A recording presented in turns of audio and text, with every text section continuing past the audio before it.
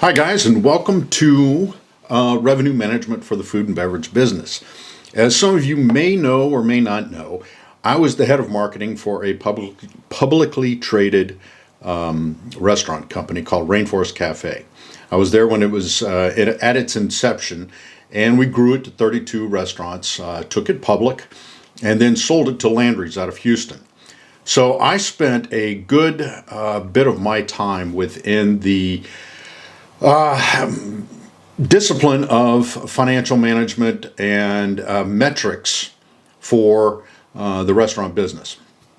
I'm also second generation. My father did this as well for his restaurants, and he had about 100 or so of those. So I want to start you off with, in essence, a home movie.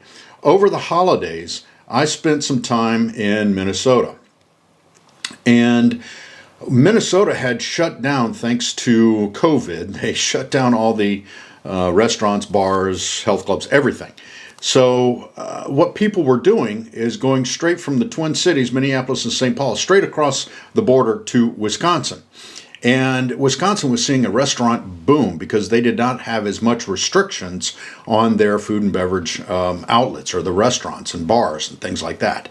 So I took my daughter and I on a little road trip, and we went to this place in Siren, Wisconsin, of all places. It has a population of 700, I believe, and they have 6 bars and about 3 different restaurants. Now, let's take a look here. I'm going to give you a little tour of this one. It's called the Adventure Restaurant and Pub, and I just sat there and did a little spin around with my camera phone, or my phone camera. You can see Liney Kugels is a big thing there. Nice little fireplace going. It's about 35, 36 degrees there. If you take a look at this, I'm going to pause this here. I want you to see something. This tap system is a bottom-up tap system. You place a special glass or a mug on top of those, and it fills it from the bottom. You'll see some digital readouts there. It shows you how much is being filled in those glasses. They use this for inventory control and quality control as well. So it's a pretty cool system. They demonstrated the system for me here. This wasn't the first time I had seen it, but they demonstrated it for me here. And it really does a lot of good for your food costs and your product costs that we'll cover in this section. This was about 2:30, 3 o'clock in the afternoon, so it was between day parts, pretty casual. They explained to me in this restaurant, by the way, that it was Casual Friday, or I can't remember what day it was.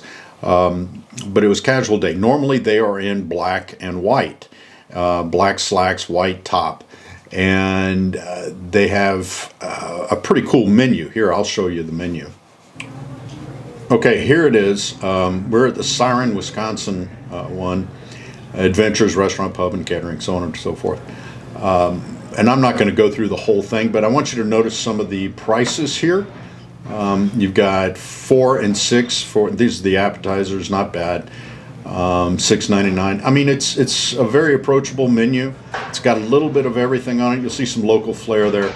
$10.99, I believe. One of these $10.99, $11, $14.99 is one of the most expensive ones.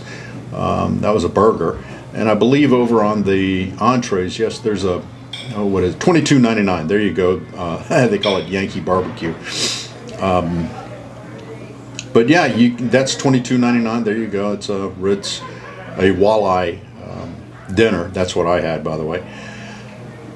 But again, everything is reasonably priced, and we'll talk about pricing here. Okay, so that was that little visit there, and it was fantastic. I got to talk to the manager.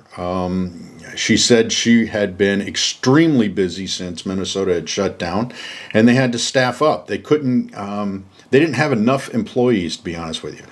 So if there is a good thing that has come out of this, out of COVID, it is some areas are doing quite well. And this is just an example of that. Now, let's go on to some of the other concepts that are covered within this lesson.